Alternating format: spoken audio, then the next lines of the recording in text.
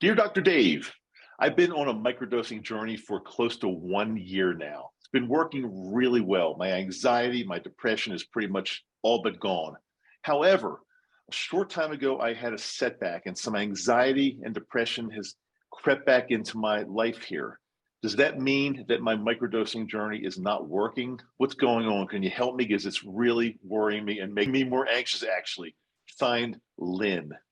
Lynn, thanks so much for the question. It's a really, really good question. We're going to unpack that right now. And to do this, I brought a very special guest in, so stand by.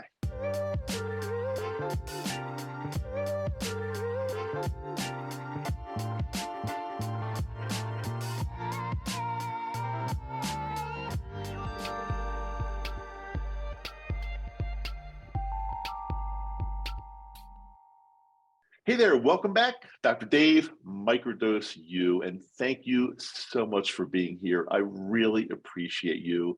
It's just great to be here to help people every week, a couple times a week with their lives, with their mental health, and that translates into physical health too, because as you know, every single thing is connected. So thanks for being here. Lynn, great question. And to help answer this, I brought in Dr. Denise Moret, a doctor of psychology. I've had her on here before, and she's the one that I look to answer questions like this because I don't think there's anybody else better on this planet that can help me answer this besides Denise. So, Dr. Moret, thank you for being here. Let's go ahead and help answer this question for Lynn. How are you?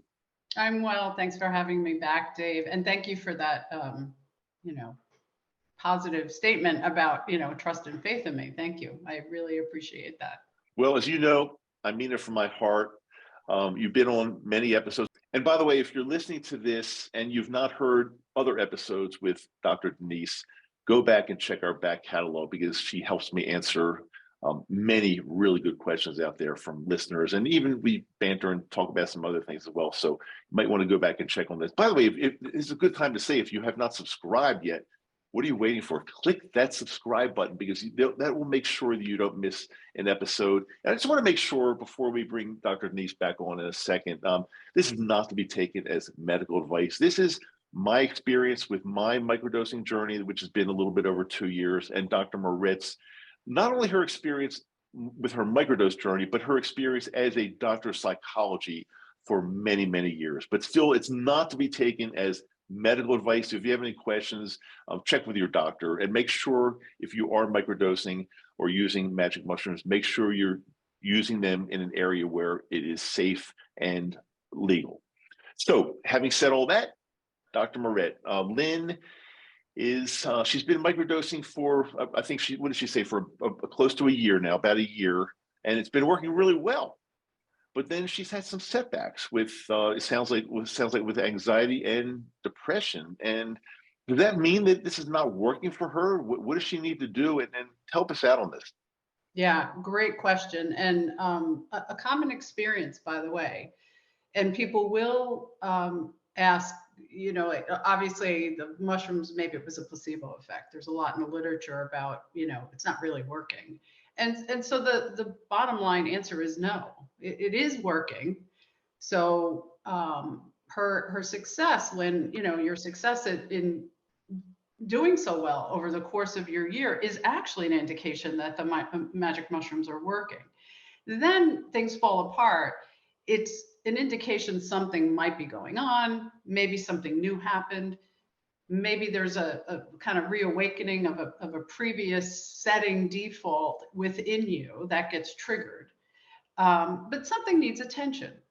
And for an example, something people can have an experience, maybe Lynn has something that happened that, or it could even be sub-perceptible. It doesn't even have to be within our awareness, that we might be struggling with something on a subconscious level and not really know what's going on. So, what I would suggest to Lynn is that she continue to microdose. Again, check with all the things that you indicate as far as making sure that it's medically okay and legally okay. And yet not give up that path, because things are being rewired. And, Dave, you and I spoke a little bit about the immune system. So we have a psychological immune system as well as a physical immune system. So, and it's a good metaphor. So, if my immune system is really well, I'm doing well, I'm healthy, I'm balanced, things are pretty good, and I get sick, get a cold, COVID, something, whatever. Does that mean that my immune system is not working? No. My immune system is then going to go to work to handle the bacteria, the virus, etc. Now, if I'm getting sick more often and I'm going, yeah, what's going on? Maybe I need some work. Maybe my immune system needs some support. Maybe I need to, look at what I'm doing, my day-to-day activities.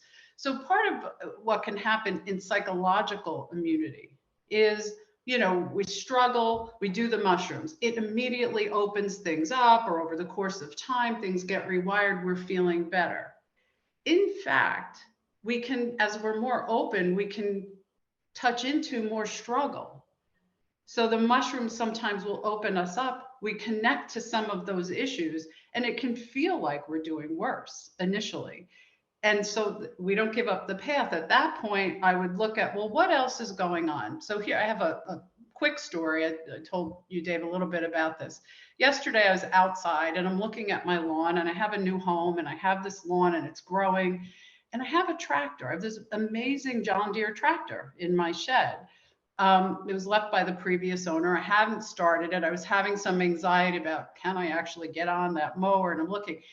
And suddenly I see my neighbor, who's about 90. She's with it. She's capable. And at first I heard the mower and I thought, oh, well, there's Shirley's people mowing her lawn. And I look over and it's Shirley on the mower. And I said, well, I immediately went to the shed, put the key in the ignition, watched a quick YouTube video of what that particular John Deere model required. I just started it up and it worked. Thankfully, that's great. What I realized in that moment, sub-perceptibly, almost subconsciously, I was telling myself, you can't do this, you can't do this, you can't do this.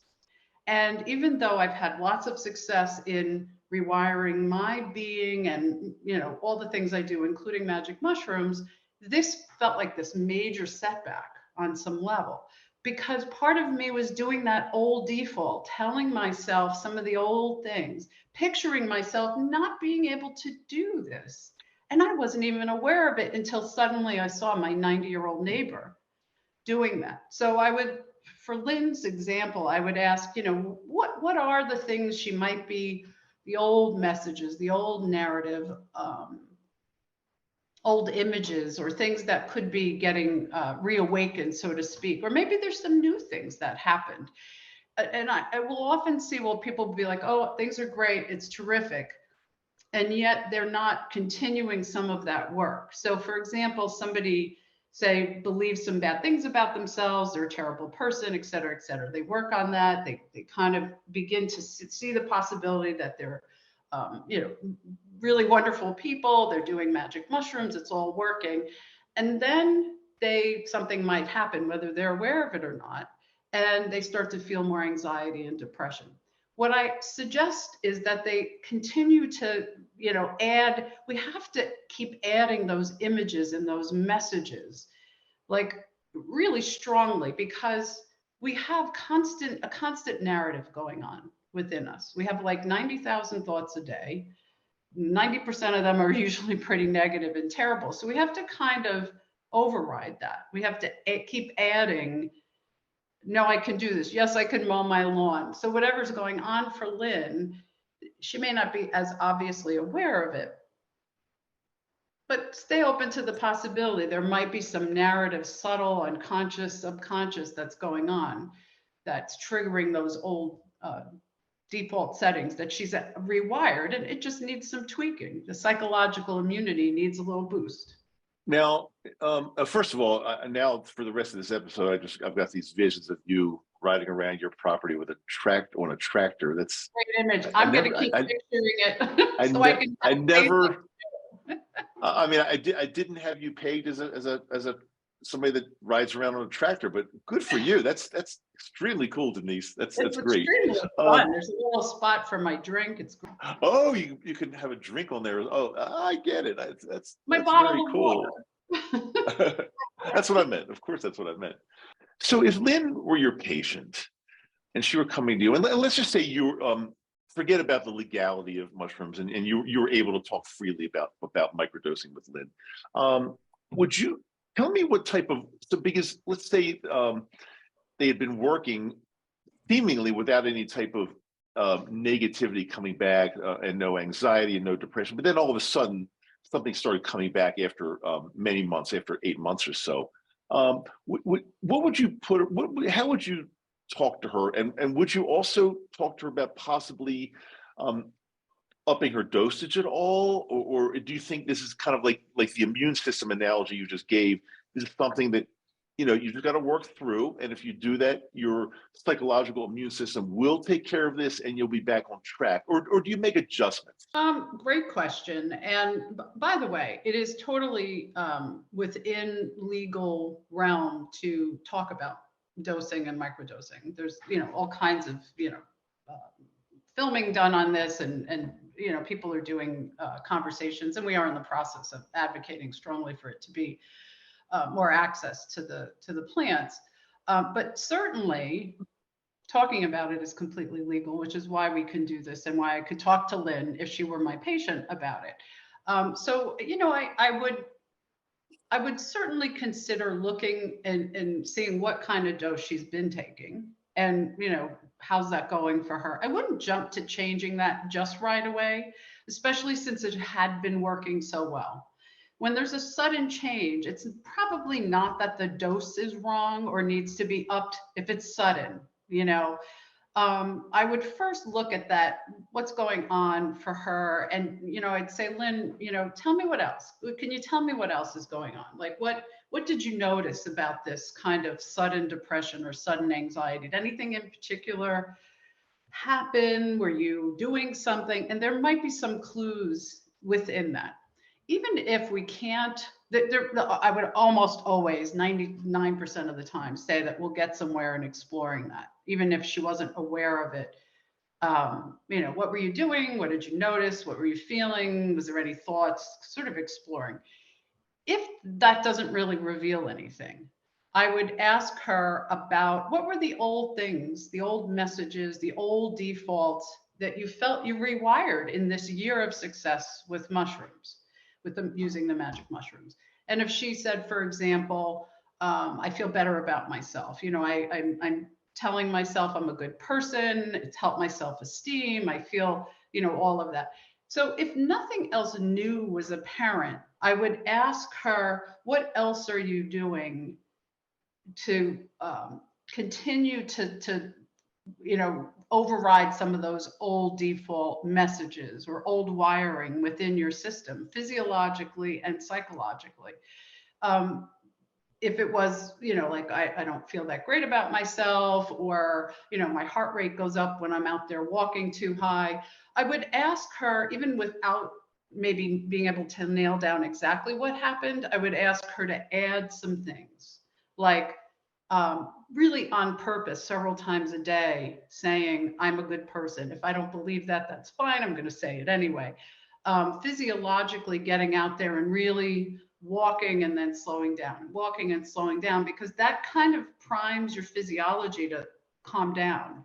If you kind of elevate your heart rate and then you slow it down, that's going to help you stay kind of steady. It keeps you kind of in shape for that to go up and down. So, I'd ask her, are you taking care of yourself? Are you drinking water? Are you getting sunlight? And again, some of that internal dialogue, even if she can't identify a specific type of message or issue that triggered this, being able to sort of say, I'm going to find my way through this even. That's absolutely true. So to continue to keep adding that things are going to get better, things are going to heal while she's continuing to do the microdosing without changing the dose just yet. One thing you mentioned that I wasn't aware of, but we have generally roughly 90,000 thoughts per day, and 90% of them are negative. I'm actually a little bit surprised, especially now. Is this for like the average person out there that's not going through any type of mental health treatment, therapy, or microdosing? Or because I'm surprised, I don't think that once you start a microdosing journey, I mean, it is supposed to rewire your brain, and I'd be surprised if people that are microdosing really have 90% of the thoughts as negative. Can you speak to that one? Did I misunderstand or something? Yeah, I would say, and I think this would be a great research study. If someone's doing it already, I'm gonna now. It makes me think I want to look into this. The average person, the numbers are 90,000 thoughts a day. Go through whether we're aware of it or not. 90,000 sort of thoughts going through our brain, and 90% of them being not so great. That is that's the number. That's what, that's what we've always been taught and told, that that's what goes on. I would say that that is not the case for someone who has rewired, healed, resolved, and evolved through microdosing or any other process. And what we want to do, if I have 90,000 thoughts a day and 90% of them are not so great, I want to on purpose add lots of, positive or more helpful, more healed, more evolved thoughts. So if I will have, it's not like microdosing gets rid of things necessarily, a little bit, yes, but I could have a thought that says, you should be ashamed of yourself for doubting that you could mow the lawn. And then I'm going to be like, well, that's sort of silly, but I can't get rid of that thought. But what I can do is say, I can mow the lawn. I can picture myself mowing the lawn. I'm going to mow the lawn, and like really emphasize that, because now what I'm doing is I'm kind of dosing myself with that more positive, healed, evolved image and message. And that's going to override the default negative thoughts and messages. So I would say, and I would love to measure this, I would say that someone who has microdosed and has healed a lot, the 90,000 thoughts that they're having, I would like to say, maybe 20% of them are negative, not 90. And the microdoser who has been very successful has that follow-up thought. I always say, don't let a negative thought stand by itself, because that'll just keep cementing the old wiring. So you have a thought that's negative, make sure you keep adding the positive. Add the more evolved, healed thought or image. Don't let that stand alone. It's like falling into your bad posture and then going, oh, I have bad posture. So you go, well, this is bad posture. Now, right, I got to remember that good posture. Something that Trip has helped me with, and I know you and I have talked about this on some level, is, and it's also designed to combat these negative thoughts during the day, is when you first wake up in the morning, the three things that you can do to really help your day and get it started on a positive, not only start on a positive way, but see it through very, very positively. And one of the things he recommends is to watch or listen to about 5 to 10 minutes of something very funny first thing in the morning. I can't remember which brain waves are affected when you first wake up in the morning, whether it's like I can't remember, I don't know enough about that, but I know there's something to do with your brain waves, that if you subject your brain to something very funny first thing in the morning, it sets the stage for the rest of the day and into the evening too. And that's something that really changed. I think that would change a lot of negative thoughts. And also, just to repeat a mantra, and the one that Trip helped me with and share with me, and he's helped other people with, is something as simple as every single day, just say to yourself, it's a good day, it's a beautiful day, it's a positive day. I am positive and I will stay positive. I am centered and I will stay centered. And I have a shield around me protecting me from negative and bad. Now, I used to write that out and read it, but once you say it so many times, it's fairly simple. It's like burnt into your brain. Yes. And that really helps. And then the third thing is, and I think this would really help with that, those 90,000 thoughts per day, is think about, and Denise, I don't know if you've done this yourself or not, but I have done this a lot. But you think about like a really, really positive event in your life, something that you've done with one of your children, or experienced a concert that you may have gone to, and it was a very positive experience. And so if a negative thought starts to come into your mind, you immediately dismiss that thought, and you only focus on that like wonderful experience that you had, in the past. And doing those three things every day, I found really, really helped me with tempering or mitigating, or whatever the word is, negativity that possibly could start to creep into your mind, into your thought pattern. Yeah. Yeah. And, there's so much that you're practicing constantly and reaffirming within you when you do all of the things you just mentioned, that even if there's an old sort of default that's still sitting there saying, oh, terrible, terrible, terrible, by laughing, you're connecting to those brainwaves Tripp's talking about. You're also releasing a lot of endorphins. Laughing is very important for healing. It releases just physiologically healthy chemicals in our body. So it's not, oh, I got to think positive because it's like a good way to think. Yes, that's true, but it literally changes your physiology. And I wanted to just say one quick thing, because I get this a lot and I'm a little bit of a stickler about it. When people say, oh, Dr. Moret, I just need to think positive. I say, well, yes. And yet, it's important to make a little bit of space for whatever the negative is. So what you're saying is very true and absolutely the case. Change it immediately. Sometimes for some people, especially if they've had a return of some difficulty, they might need a little bit of time with that negativity. So focus on that a little bit, but never just stop there. Like visit it, don't live there. So yeah, I'm a shameful person because I won't mow my lawn. I'm terrible. I'm going to fail. I'm going to fail. If I just say, oh, let me think positively, and it works, great. For some people, it ends up creating a little bit of an internal struggle, and they're not giving that negativity some time. So I would say, spend a little bit of time with that. Oh, there's shame reemerging, or fear, or whatever. Okay, I see that. Let me let that be there for 30 seconds. Now let me add the image of me mowing the lawn. Let me laugh at the funny thing, because sometimes people will feel like their negativity or their struggles being dismissed if they don't give it some attention. We have to give that negativity some attention sometime, not let it drive the car, but give it a seat in the back and say, buckle up, you're allowed, but you're not allowed to take over. And then really be driving life with that positivity.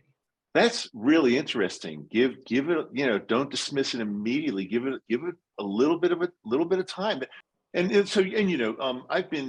I've been on my microdosing journey for over 2 years now. And so so many listeners would think that, oh, well, Dr. Dave is like perfect now. He doesn't have anything to worry about. He's never anxious, never depressed, never anything. And I will say, for the most part, it's true. However, like you just said, sometimes it does creep back in, because it's like almost like an immune system, and our immune system then has to go to work and take care of that. But I remember about 2 weeks ago, I was somewhere, and I spent like a day. I might have shared this with you. I'm not even sure, but I didn't have a great day. I felt there was some, for lack of a better term, I'm going to say there's some like depression creeping back in, and I didn't know why. There was no like apparent reason.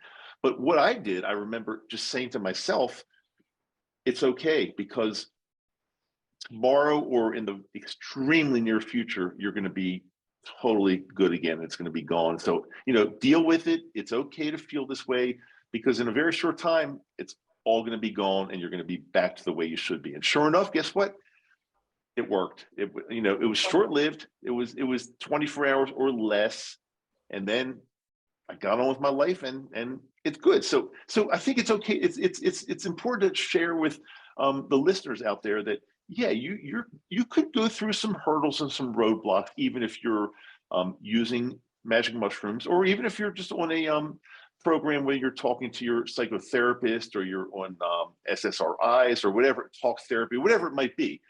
It's not going to be 100% perfect. Every day is unbelievably beautiful with we're human beings and things happen. And I think it's very important for everybody out there to understand that it's okay, accept it, deal with it in the way that Dr. Moret just mentioned, and you're going to be fine. Yeah. I wanted to say one little note about what you said to yourself when you weren't having a great day and it was some sort of depression. What you said to yourself was really like your thoughts about your thoughts about your experience. You said, it's going to be okay. So what sometimes happens for people is they have a depression, they get depressed about their depression.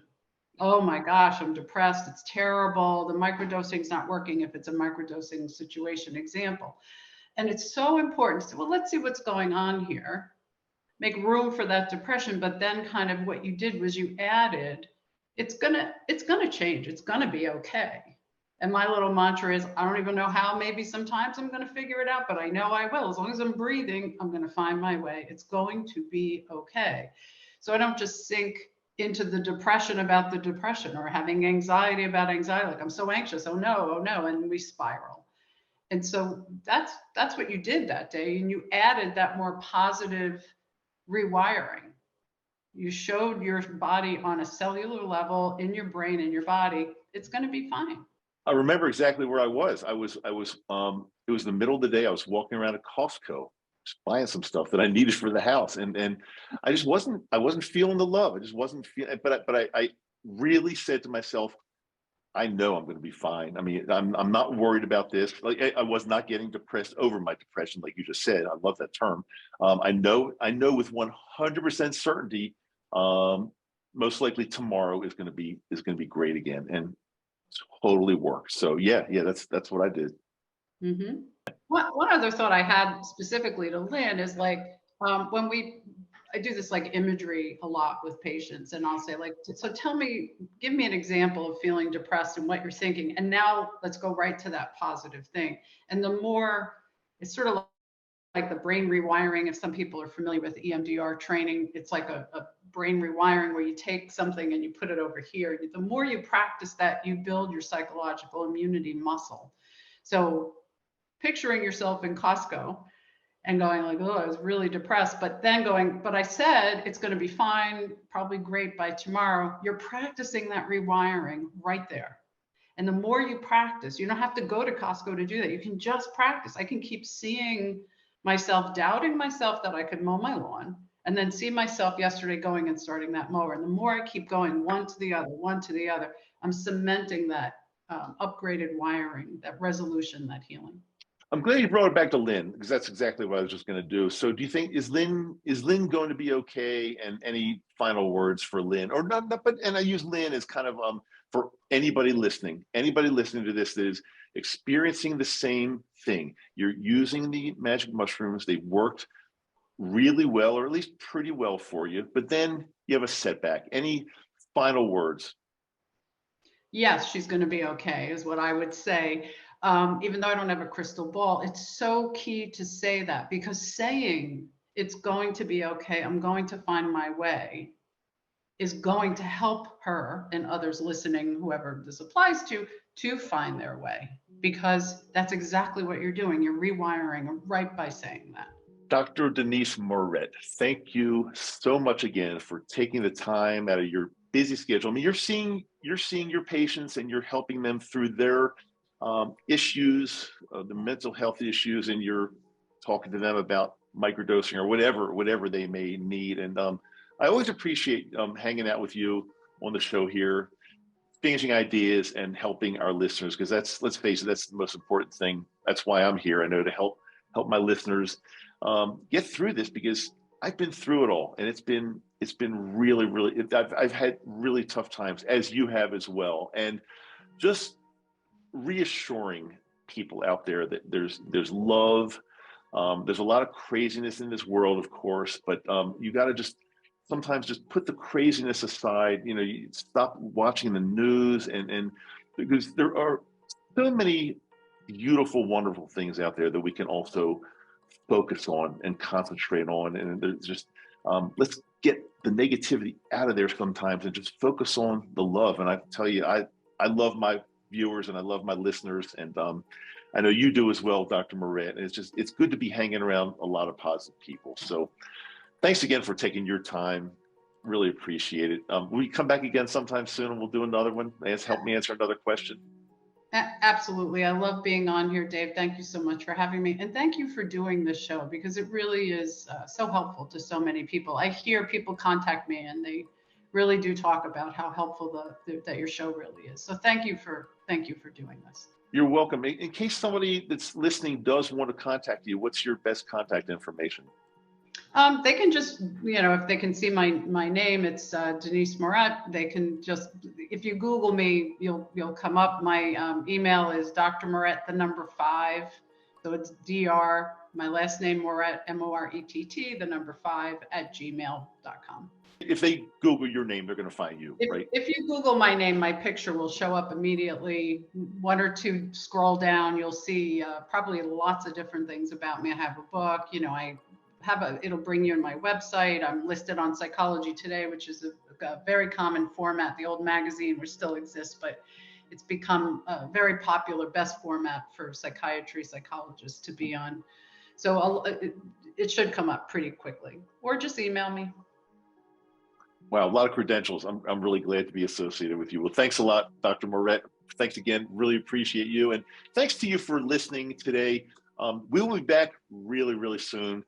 Feel free to get your questions in to me. My email address, if you have a question and you'd like to have it answered, is rundrdave@gmail.com. It's RUNDRDAVE, rundrdave@gmail.com. And we'll see you soon. Love you all.